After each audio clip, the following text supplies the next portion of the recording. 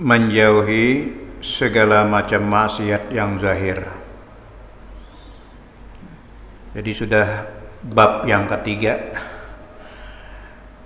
Bab yang pertama masalah akidah, bab yang kedua masalah ibadah zahir, dan yang ketiga masalah maksiat zahir. Qala Allah Ta'ala, kata Imam Al-Ghazali rahimahullah ta'ala, i'lam anna din syatraini ahaduhuma tarkul manahi wal akhar fi'lut ta'at wa tarkul manahi huwal ashaddu fa inna ta'ati yaqdiru kullu ahadin wa tarakul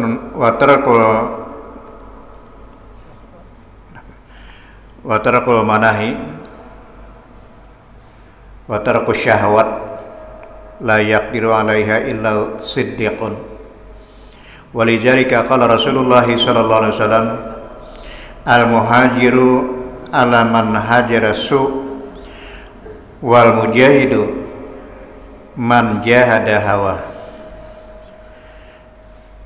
Imam Ghazali telah berkata, ketahuilah olehmu. Jadi olehmu ini nisbahnya kepada kita, kepada penuntut ilmu. Ketahuilah olehmu bahwasanya agama itu dua bahagi. Agama itu kata Imam Ghazali dua bahagi. Yang pertama meninggalkan maksiat. Meninggalkan maksiat sebuah perintah agama. Dan yang kedua berbuat taat. Jadi berbuat taat yang disuruhkan akan dia.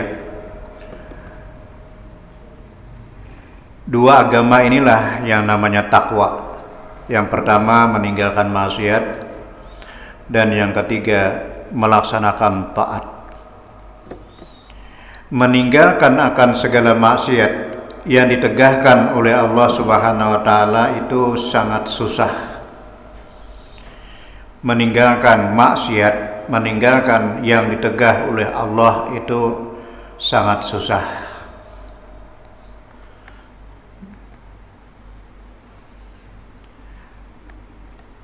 Maka bermula taat itu kuasa atas oleh tiap-tiap seseorang, dan meninggalkan syahwat itu yang melazimkan akan maksiat itu tiada kuasa atasnya melainkan orang siddiqin. Jadi kata Imam Ghazali, agama itu ada dua. Yang pertama meninggalkan taat, meninggalkan maksiat, meninggalkan larangan. Dan yang kedua melaksanakan taat yang diperintahkan oleh Allah. Meninggalkan maksiat, menjauhi larangan itu jauh lebih sulit daripada melaksanakan taat.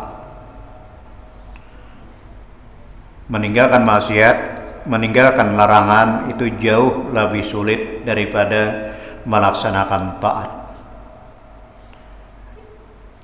Melaksanakan taat itu setiap orang mampu, tapi tidak semua orang mampu meninggalkan maksiat. Orangnya sembahyang aja, tapi menggibah masih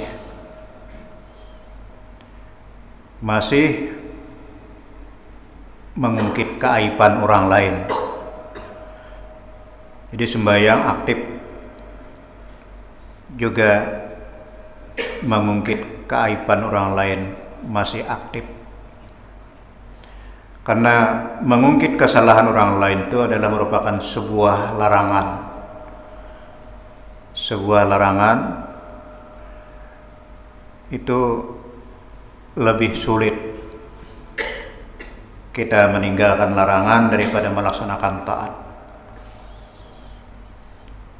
Kenapa? Karena melaksanakan taat itu semua orang mampu, tapi tidak semua orang mampu meninggalkan maksiat. Jadi makanya kalau sabarnya meninggalkan maksiat itu jauh lebih tinggi daripada sabar melaksanakan taat. Sebab semua larangan itu sesuai dengan syahwat kita, sesuai dengan selera kita. Jadi tidak semua orang yang mampu melawan syahwat. Nah itulah kata Imam Ghazali, agama itu dua. Jadi bila kada keduanya kada komplit. Pertama meninggalkan larangan, dan kedua melaksanakan taat.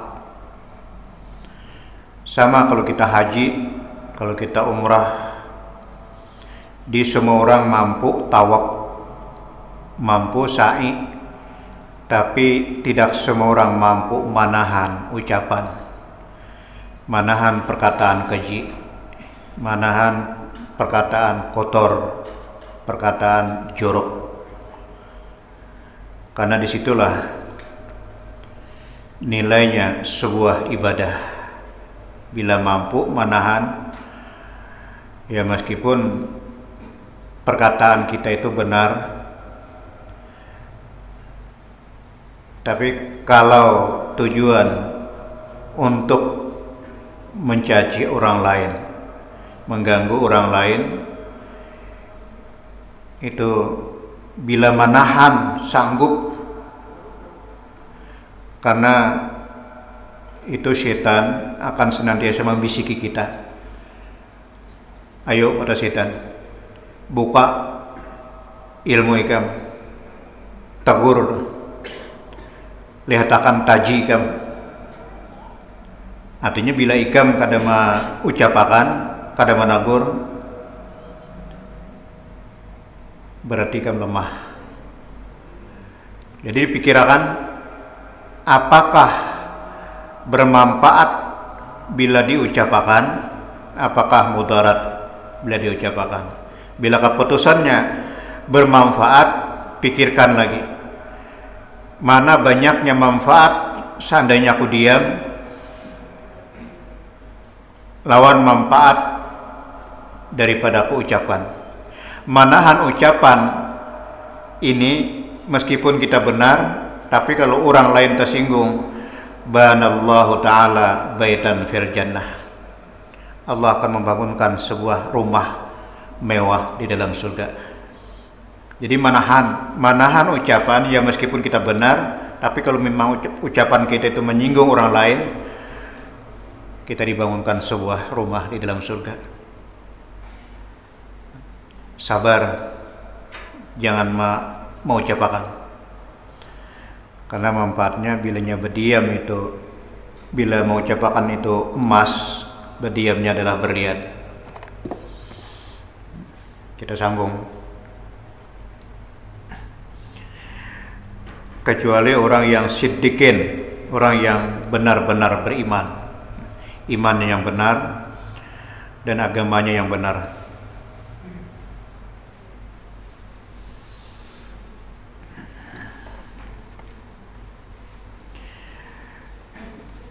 Inilah sabda Nabi Sallallahu Alaihi Wasallam. Bermula orang yang muhajir, orang yang hijrah. Jadi kalau orang hijrah itu harus berani meninggalkan kampung halaman, harus berani meninggalkan harta benda, harus berani meninggalkan anak bini. Di sini kata Rasulullah, orang yang hijrah, muhajir, itu ialah seorang yang meninggalkan akan kejahatan. Orang yang dahulunya jahat, ini berat. Kita meninggalkan kejahatan itu berat. Tapi yang namanya hijrah, kita harus berani mengambil risiko. Orang yang hijrah adalah orang yang pindah, yang dulunya jahat sekarang berhenti. Itulah orang hijrah. Ya. Kalau hijrahnya Rasulullah SAW dan para sahabat, itu beliau rela meninggalkan rumah tangga, meninggalkan tanah air, meninggalkan keluarga, meninggalkan harta, dan berangkat dengan jadi 10. Itulah hijrahnya Rasulullah. Adapun arti hijrah kita yang dulunya jahat, sekarang pindah menjadi orang baik. Memang pindah menjadi orang baik itu berat. Karena yang pertama ilmunya kadada, yang kedua imannya lemah, dan yang ketiga lika-likunya banyak. Coba kalau kita asalnya dulunya jahat, kada pernah menyentuh masjid, kada pernah menyentuh majelis taklim, kada pernah berbuat baik, lalu sekarang sudah menjadi baik, pakaiannya sudah berubah pakaian itu saja Pak, itu luar biasa tantangannya. Melihat orang kada berkopiah dahulunya, sehingga orang yang mengganggu itu banyak. Umailah, oi pangulok lah, tobatlah. Jadi kadang-kadang kita kada mampu menghadapi nangka itu. Berat orang hijrah. Jadi orang hijrah itu kata Rasulullah ialah orang yang pindah, meninggalkan perbuatan jahat. Sekarang aku harus mengambil risikonya. Aku harus pindah menjadi orang baik. Kalau sudah berumur 40 tahun masih belum kita berubah menjadi baik, itu kada kau dibebanyui Pak. Kemanapun memindahkan banyu kada mempan, kecuali dia sendiri yang sadar mendapat hidayah. Oleh sebab itu kita doakan kepada keluarga kita yang belum mendapatkan hidayah, mudah-mudahan mereka mendapatkan hidayah. Karena hidayah itu berat, hidayah itu dikejar. Jadi hidayah itu bukan milik orang tua kita, tapi milik Allah. Dan orang yang perang sabil itu yaitu orang yang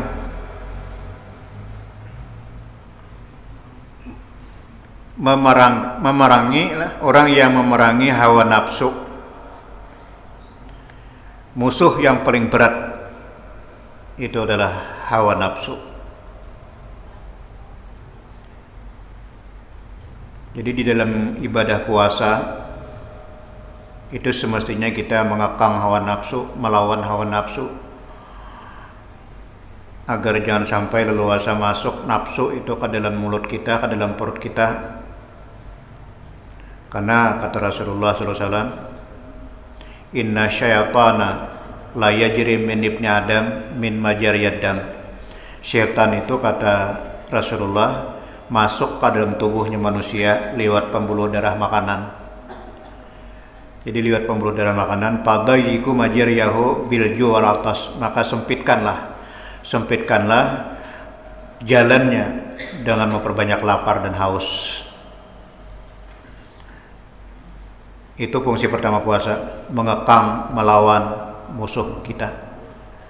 Jadi agar jangan sampai setan itu leluasa masuk ke dalam perut kita.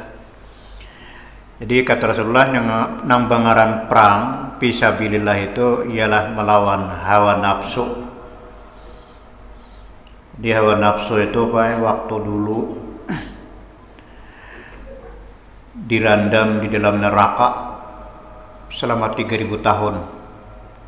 Hawa nafsu dirandam di dalam neraka selama 3000 tahun, kemudian diangkat, disuruh mengakui, ujar Tuhan, ikam mengakuilah hawa nafsu bahwa aku Tuhan ikam. Jadi jawaban hawa nafsu, aku, ikam. Ujar hawa nafsu, aku, ikam, randam pulang 3000 tahun. Nabi dia dengan akal dirandam oleh Allah Ta'ala di dalam neraka selama 3000 tahun, diangkat, disuruh perintah mengakui.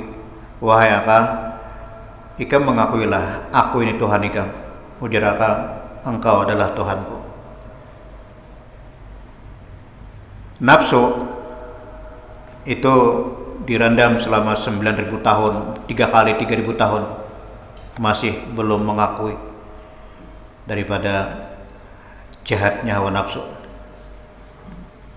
Jadi yang namanya perang fisabilillah itu kita perang melawan hawa nafsu. Yang menjadi penyakit kita orang Islam, kita sering memperhatikan di luar, kita sering memandang keluar, memandang orang lain, tapi kita kadang-kadang lupa masuk ke dalam diri kita, di mana bersembunyi setan di dalam hati kita. Yang paling menyedihkan Islam itu terlalu banyak memandang keluar, sehingga orang lain salah terus, orang lain kada cocok, orang lain kada pantas. Itulah hawa nafsu. Jadi kita berjuang melawan hawa nafsu kita, mencari di mana musuh kita, setan bersembunyi dalam diri kita. Kita sering merenung, sering terpakur, berpikir, mencari di mana setan bersembunyi. Kenapa aku masih berat? Kenapa aku masih lemah? Itu setan. Jadi disitulah orang perang fisabilillah, yaitu melawan hawa nafsu. Adapun orang hijrah tadi, orang pindah harus berani mengambil risiko, dan dia harus berani meninggalkan rumah, meninggalkan anak bini, meninggalkan harta benda demi agama Allah. Ialah orang yang pindah dari dulunya jahat menjadi orang baik. Kita sambung. Kata Imam Ghazali rahimahullahu ta'ala, wa'lam annaka ta'siyallahu azza wa jalla bi jawarihika wa iyaka hiya nikmatun minallahi alaika wa amanatun ladaika fasti'anatuka bi nikmatillah ala ma'siyatin ghayatal kufran wa khiyanatika fi amanatin auda'aka Allahu ghayatul tawiyan fa'adauka wi'auka fanjur kaifat tara'aka fakulukum ra'in wa kulukum mas'ulun an ra'iyatihi. Kita baca artinya, ketahuilah olehmu bahwasanya engkau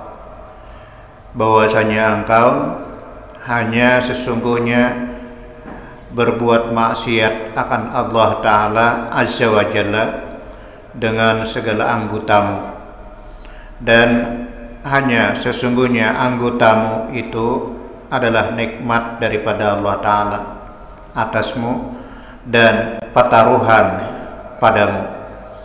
Maka jika engkau berbuat akan maksiat dengan sesuatu daripada anggotamu itu, maka seolah-olah engkau minta tolong dengan nikmat Allah itu atas berbuat maksiat. Maka yang demikian itu sesungguhnya hingga sebatas-batas tinggi-tinggi kufur bagi nikmat Allah Ta'ala, yakni menyalahi akan yang dijadikan Allah Ta'ala dengan dia, karena segala anggotamu itu dijadikan akan dia karena berbuat taat kepada Allah Ta'ala. Maka tatkala engkau berbuat maksiat dengan dia, maka yang demikian itu menyalahi akan yang dijadikan oleh Allah Subhanahu wa Ta'ala dengan dia. Inilah makna kufur di sini, yaitu dinamakan kufur nikmat, dan bukan makna kufur di sini kufur agama. Dan lagi segala anggotamu itu adalah pataruhan titipan daripada Allah Subhanahu wa Ta'ala kepadamu. Maka jika engkau berbuat maksiat dengan dia, niscaya engkau khianat, dan khianatmu itu pada pataruhan yang menaruh akan dia oleh Allah Subhanahu wa Ta'ala padamu itu, yaitu sehingga sebatas tinggi-tinggi maksiat. Maka segala anggotamu itu seperti rakyatmu, maka tilik olehmu, perhatikan olehmu betapa engkau memeliharakan akan dia. Maka sekalian kamu itu punya peliharaan, dan tiap-tiap kamu itu ditanyai pada hari kiamat akan sesuatu yang kamu peliharakan itu. Maka jikalau tiada engkau peliharakan segala anggotamu itu daripada segala maksiat, niscaya ditanyai oleh Allah Ta'ala akan dikau pada hari kiamat. Maka engkau itu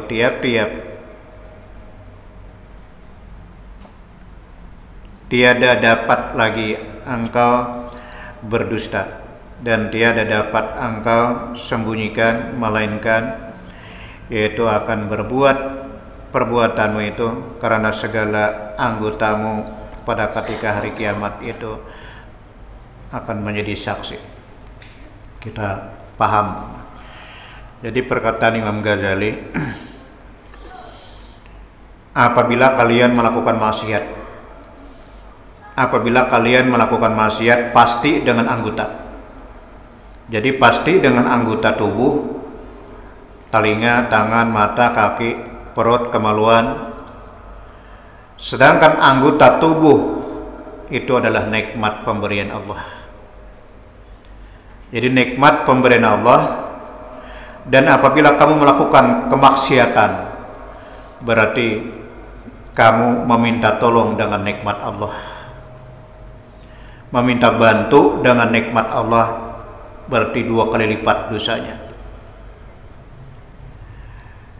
Sedangkan anggota tubuh itu adalah titipan Allah. Titipan Allah, pemberian Allah, nikmat yang diberikan oleh Allah untuk dijadikan taat kepada Allah. Nah, lalu bila kita melakukan pelanggaran, melakukan maksiat, berarti kita telah kufur terhadap nikmat Allah. Itu 2 kali lipat dosanya. Pertama dosa melakukan, dan kedua kufur terhadap nikmat yang diberikan. Kufur di sini adalah kufur nikmat, bukan kufur akidah, bukan kufur agama, tapi kufur terhadap nikmat. Umur itu nikmat, sehat nikmat, lapang nikmat. Seluruh yang ada pada kita itu adalah nikmat pemberian Allah. Jadi maksud Allah memberikan kepada kita adalah untuk membantu kita melaksanakan taat kepada Allah. Ini maksud Imam Ghazali tadilah. Dan anggota tubuh yang kita pakai itu adalah pertaruhan. Pertaruhan Allah menitipkan lawan kita. Jadi tujuan Allah menitipkan kepada kita supaya dijaga, dipelihara, jangan kita rusak titipan. Dan anggota tubuh yang ada pada kita adalah rakyat kita. Jadi rakyat kita, dan kita nanti di akhirat akan dipertanyai tentang masalah rakyat kita. Bagaimanakah rakyat setelah aku titipkan? Nah, ternyata rakyat dibawa untuk melakukan pelanggaran. Kullukum ra'in wa kullukum mas'ulun an ra'yatihi. Tiap-tiap kalian pemimpin. Jadi tiap-tiap kalian adalah pemimpin. Pemimpin kalian adalah hati. Jadi hati itulah rajanya, pimpinannya, dan seluruh anggota tubuh kita adalah rakyatnya, prajuritnya. Jadi bila kita melangkah itu menurut kata hati, bila kita berjalan menurut kata hati, itulah pemimpinnya. Jadi mudah-mudahan pertemuan pada malam hari ini mendapatkan ilmu yang bermanfaat, dan kita dapat mengambil hikmahnya serta intisarinya, dan kita berlindung kepada Allah daripada ilmu yang tidak bermanfaat. Semoga Allah Tuhan kita yang Maha Pengampun, yang Maha Ghafur, dengan semangat kita, gigih kita untuk berjuang membela agama Allah, amar ma'ruf nahi munkar, mudah-mudahan dosa kita, kesalahan kita diampuni oleh Allah Subhanahu wa taala, dan dosa kedua ibu bapak kita juga diampuni oleh Allah Subhanahu wa taala, dan dosa guru-guru kita, dosa muslimin muslimat min ummati Muhammadin sallallahu alaihi wasallam. Adanallah wa yakum ajmain wal afu minkum. Assalamualaikum warahmatullahi wabarakatuh. Alhamdulillahirabbil alamin arrahmanirrahim maliki yaumiddin. Iyyaka na'budu wa iyyaka nasta'in ihdinas siratal mustaqim siratal ladzina an'amta 'alaihim ghairil maghdubi 'alaihim waladdallin. Amin. Amin ya Allah ya Karim. Bismillahirrahmanirrahim. Alhamdulillahirabbil alamin. Wassalatu wassalamu ala asyrafil anbiya'i wal mursalin sayyidina wa maulana Muhammad wa ala alihi wa sahbihi ajmain. Allahumma inna nas'aluka 'ilman nafi'an wa qalban 'ashiyan wa amalan mutaqabbala wa rizqan halalan thayyiban wa thayyiban wasi'an katsiran bi lutfika wa karamika ya akramal akramin. Ya Fattah ya Razaq ya Fattah ya Razaq ya Fattah ya Razaq urzuqna bi barakati sayyidina Muhammadin sallallahu alaihi wasallam. Rabbana taqabbal minna innaka antas samiul alim wa tub alaina innaka antat tawwabur rahim. Rabbana atina fid dunya hasanatan wa fil akhirati hasanatan wa qina adzabannar. Wa sallallahu ala sayyidina wa maulana Muhammad wa ala alihi wa sahbihi wasallam. Alhamdulillahirabbil alamin. Taqabbalallahu minkum.